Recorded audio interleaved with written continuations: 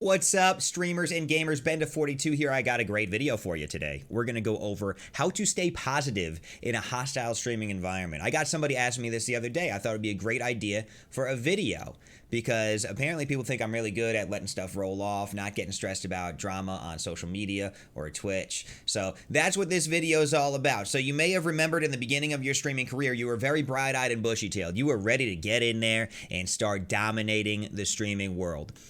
And if you've been in the game for as long as I have, you kind of understand that there's a little bit of drama that may go behind the scenes with other streamers, especially on social media. There's going to be drama. How do we rise above that? How do we stay positive and not be depressed, lonely, whatever those things that may come to you emotionally?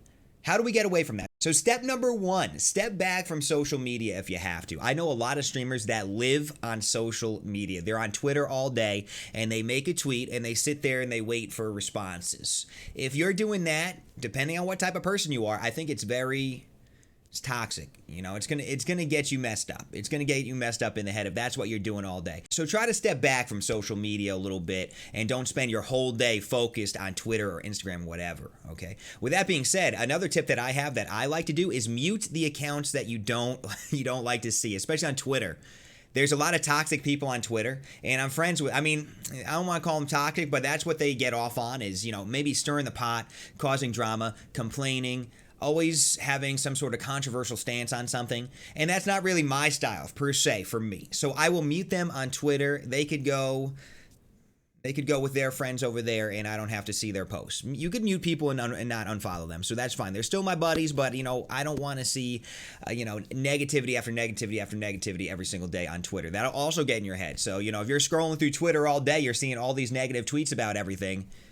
It's going to pile up. Same thing with Facebook and Instagram and everything else. So take a step back, maybe mute a few accounts if you have to, and you'll be good to go on that end for sure. My second tip for surviving in a toxic Twitch environment or hostile streaming world is to celebrate your wins and try to mitigate and not stress so hard about your losses. I know people in general have a tendency to really get worked up if something bad happens to them. For instance, if I'm streaming and I'm having a great fucking stream, okay, I'm chilling with my friends, we're dancing, we're having a great time, who knows what's going on, chat's lit up, it's a great, great stream. And then a troll comes in and they say one negative thing. You don't know who this troll is. They say one negative thing, they say I'm an old man and I have a big nose.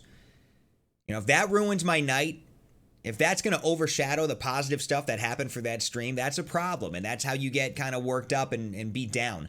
If you're really, focused on your losses, focused on the stuff that's not so good, as opposed to the stuff that is good. Well, look at the night. I had an amazing, amazing stream, and this 1 second of a Trolly McTrollstein coming in and ruining our nights.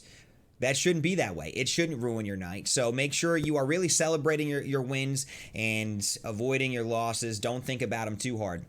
Now, a loss could be anything, right? So, you could have a bad stream. It's okay to try to figure out why you had a bad stream or why someone has a good stream.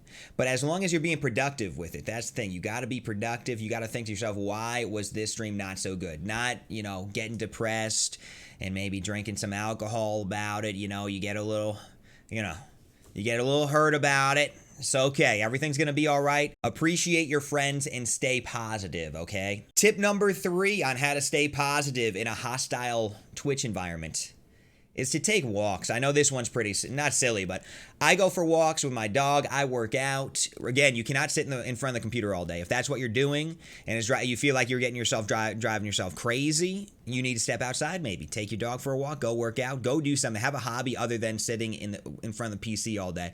Because you're gonna start to hate it. Really. It's gonna drive you crazy. And maybe if you're watching this video, you already know it's driving you crazy, right?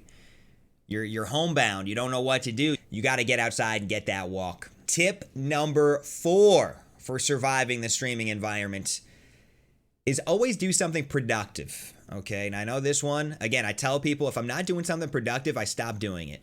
A lot of people take the destruction path. So what I mean by productive is, what am I doing to further my channel? What am I doing to build relationships? What am I doing to reach my end goal is pretty much. Is this bringing me closer to my goal?